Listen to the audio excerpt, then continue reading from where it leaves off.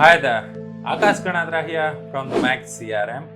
આજે આપણે એ જાણીશું કે કોઈ પણ CRM એડોપ્ટ કરતા પહેલા એવા કેવા ક્વેશ્ચન્સ છે જેના આન્સર્સ તમારી પાસે ઓલરેડી હોવા જોઈએ.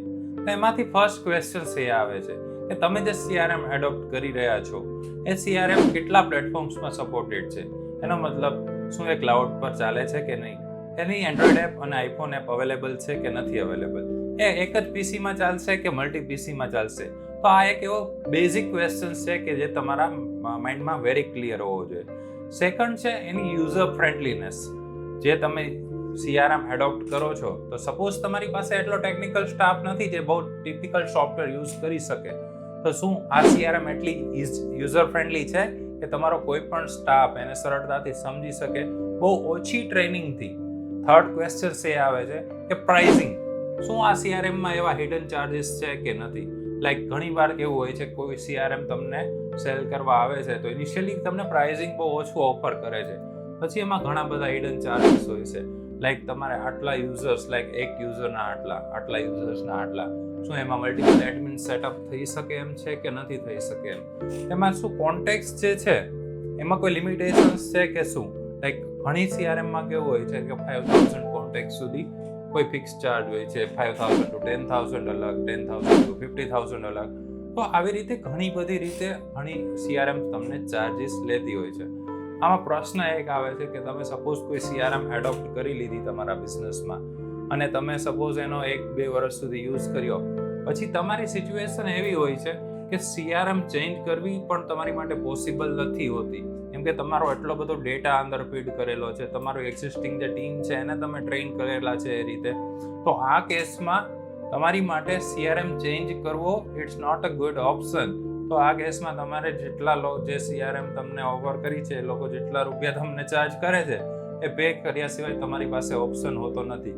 એનું સોલ્યુશન એ છે કે જ્યારે પણ તમે CRM એડોપ્ટ કરો ત્યારે બહુ ક્લિયરલી તમે પૂછો એને કે કોન્ટેક્ટ્સમાં શું લિમિટેશન્સ છે, યુઝર્સમાં શું લિમિટેશન્સ છે, સ્ટોરેજમાં શું લિમિટેશન્સ છે, આ સિવાય ઓટોમેશન્સ કરો છો તો એમાં શું લિમિટેશન્સ છે. નેક્સ્ટ ક્વેશ્ચન્સ આવે છે કે ઇન્ટિગ્રેશન્સ. શું તમારી CRM છે એ બધા social media accounts like Instagram, Facebook, WhatsApp જે બેઝિક નીડ્સ છે આપણી એમાં કનેક્ટેડ થાય છે કે નહીં. હવે જો વોટ્સએપમાં પણ બે રીતે હોય છે, આપણો નોર્મલ નંબર કનેક્ટ થઈ શકે અને વોટ્સએપ API પણ કનેક્ટ થઈ શકે. તો શું તમારી CRMમાં આ ફીચર્સ અવેલેબલ છે કે નહીં.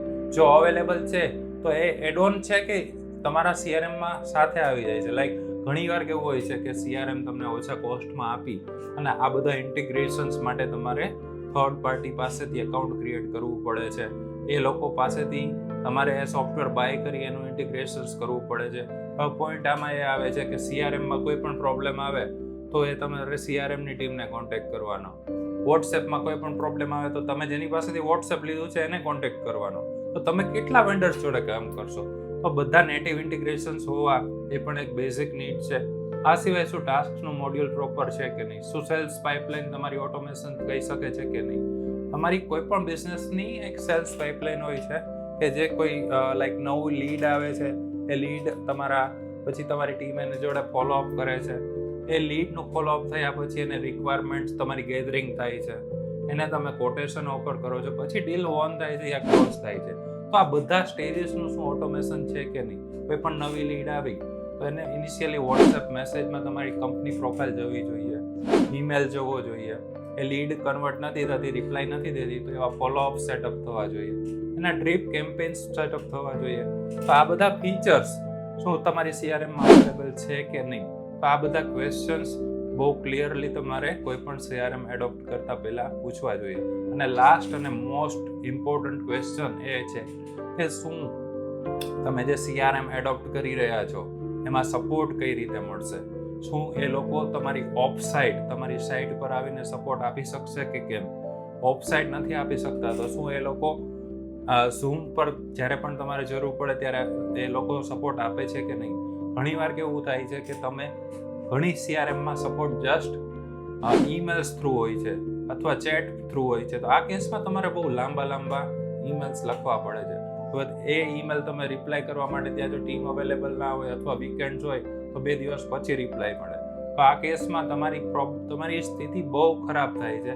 લાઈક કોઈ અર્જન્ટ ટાસ્ક હોય એ જો તમારે 2 દિવસ એના માટે વેઇટ કરવું પડે તો એ બહુ પ્રોબ્લેમેટિક થાય છે. તો શું તમે એ CRM ના ઓનર જોડે પણ ડાયરેક્ટ કનેક્ટ થઈ શકો છો?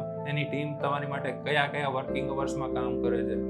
આ બધા બહુ ઇમ્પોર્ટન્ટ ક્વેશ્ચન્સ છે જે તમારે કોઈ પણ CRM એડોપ્ટ કરવા પહેલા જાણવા જોઈએ. અને લાસ્ટ ક્વેશ્ચન આવે છે પ્રાઇસિંગ.